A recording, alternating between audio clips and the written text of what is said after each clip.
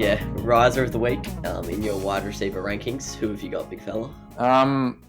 First up, Keenan Allen got injured in the first or second quarter after putting up a touchdown, scored 10 points, but Austin Eckler's out and he's been getting like genuine 12 targets every single week and he looks like a freak. I don't know why his ADP was like the wide receiver 25 going into the season. For me, he's now a certified top 8 wide receiver going forward, and hopefully I can get him off Tyler this week because his average still isn't high, but I think he's going to ball out.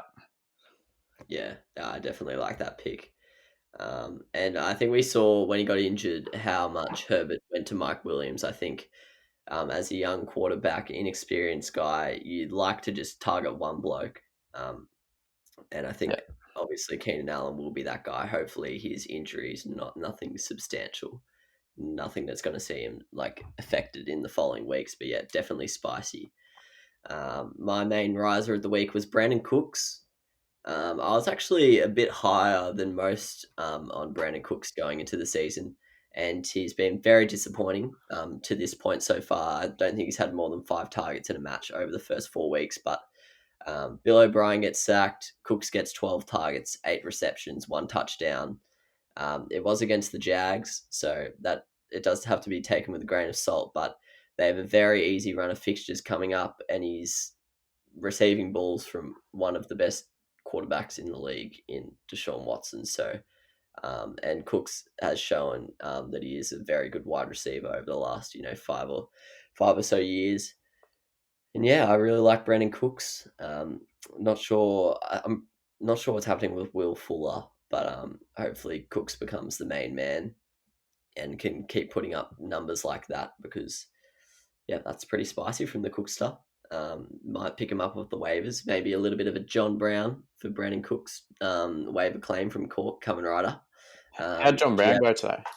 He didn't play. Oh, okay. He was Injured. Yeah, he was injured again. Yep. But speaking of Brown, I just wanted to quickly mention I only just thought of him mid podcast, but AJ Brown's probably my other riser of the week, just because I think his value was diminishing every week. He was injured as you usually do when you're in fantasy, but I think people were kind of forgetting how good he was at the end of last year. I had him so high in my preseason rankings. I think I had him as the wide receiver 7 or something. And this today showed why. Tre'Davious White wasn't playing, the main lockdown cornerback of the Buffalo Bills, but they still are very good defense on paper. And he put up, I think, 21.2 points or something. So yeah, very impressive. I think he had nearly 10 receptions. So he's on my bench, and I'm like what I'm seeing from AJ Brown. Good signs for Mish's men. Any other risers you want to mention? Yeah, we've talked about him enough, but I'll just say DK Metcalf for obvious reasons. Curtis has him yet again. Bloody Yeah. hell. And he's had 2 of our rises. Jesus Christ. How are we going to stop him, mate? we should one of us. I should tank and just feed you my players. Mate, yeah. I don't think either of us are making playoffs, mate. Yeah, I know. We did. To those listening, we our records suck, but we actually have good knowledge. We just overthink everything. Yeah. Yeah. My start sits each week are just disgraceful. I have 20s on my bench every week and 3s on my field, and I'm absolutely sick of it. Well, yeah, I streamed Logan Thomas for a nice little 1.8 and dropped Austin Hooper. Fuller of the week of the wide receivers, I've gone DK Metcalf's counterpart. I was about to say, thought you was just saying DK Metcalf. Yeah, it's rubbish in the first half. Man, we're missing. But yeah, Tyler Lockett back-to-back sub 10 scores. I can't lie, wasn't that big on Tyler Lockett going into the season. Where did I have him? I had him all the way down at the wide receiver 33, but I think most people had him higher, if I'm not mistaken. But yeah, against Minnesota, who I believe I don't believe this is factual. They are bottom 4 for yards per attempt, in the air, and yeah, they have a shocking secondary. Yeah, he snagged 8.4. So DK Metcalf is clearly the main guy for Russell Wilson. and also down at the red zone, he's not really a factor with Greg Olsen and Carson both getting more of the receiving touchdowns, more of the receiving targets down there than him. So, yeah, he's like the fourth string option to throw to down there, which is where you want them to be the main guy in fantasy. And yet, if I was a Tyler Lockett owner, I'd be getting off that train right now. But yeah, who's your faller? Another one of my players, Murray Cooper. This is mainly due to the fact that Prescott's injured and he's now got Dalton throwing Do you to think? him. Do you think though he could be like a Tyler Boyd? Yeah, it could be because Like one bloke throw it to him every single play, yeah, because that sometimes happens when you've got a worse quarterback coming. But yeah, carry on. that definitely could happen. Which I'm bloody praying it does happen because he's carrying my wide receiver corpse this season. Got absolutely no one, but yeah, he copped the James Bradbury treatment. I kind of expected. I knew it was a big chance that he'd cop a 3 because last season we kind of saw him struggle with a few hard tags, but like he is a Murray Cooper, so he's still a top 10 receiver for me. Yeah, fair enough. Tight end riser of the week. Who have you got here, big fella? I keep saying big fella. I should change it up. Big man, big man. Well, thanks for that, mate. But I've gone. I'll say Austin Hooper, Yeah, which is probably a touchy thanks, subject. mate. Touchy subject for you because you dropped him to the waivers, and I'll probably be welcoming to my team. But Like I'm such an idiot. I cop all these like ones, and then the week he does well, I drop him after, and then he does well again. Oh, yeah, carry it's a on. joke. But yeah, I thought he actually did better than he did. Didn't you say he got like 10 points? Yeah, he got Did he? 10.7, but he had no No touchdown. touchdowns. Okay. Pretty decent, and he had 10 targets and only Oh caught shit. only caught 5 of them. So Baker Okay. Mayfield treatment right there. Yeah. No. Yeah. He definitely looks on the up. He struggled in the first few weeks, but now he looks quite good.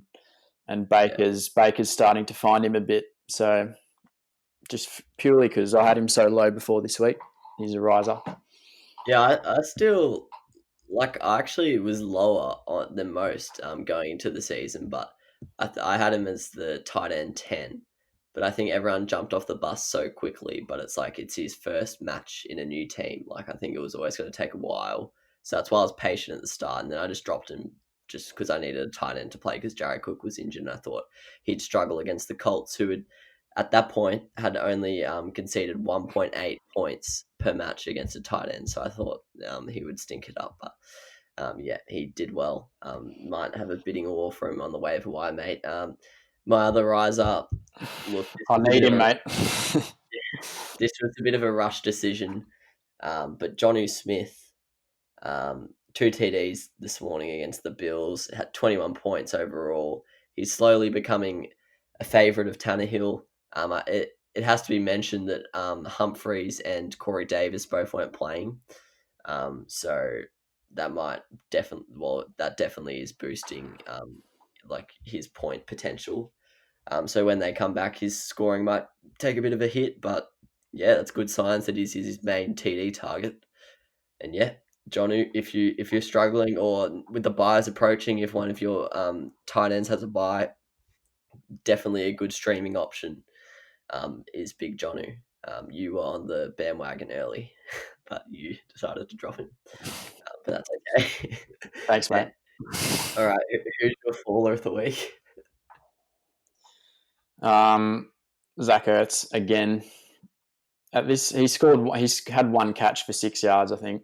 1.6 fantasy points. At this point, he's not even a top 15 tight end anymore for me.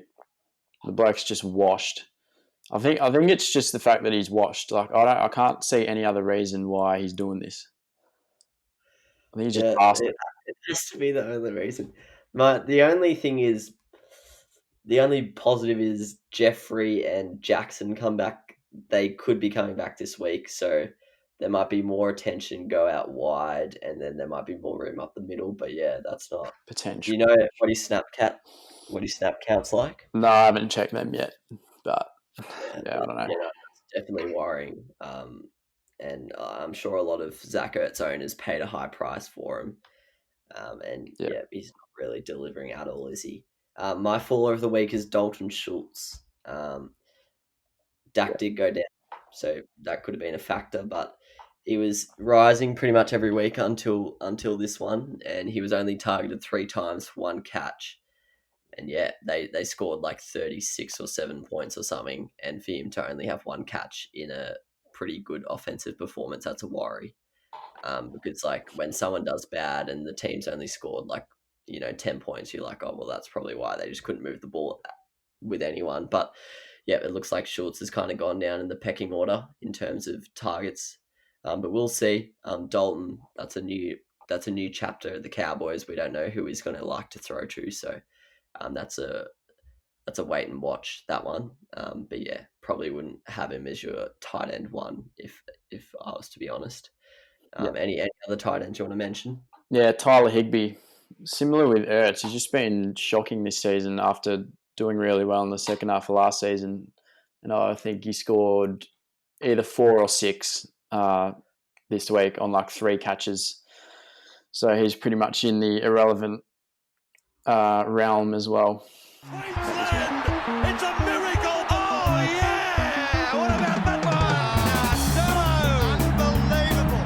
Balotelli, Aguero! Crowd cheers. Here's Siddle.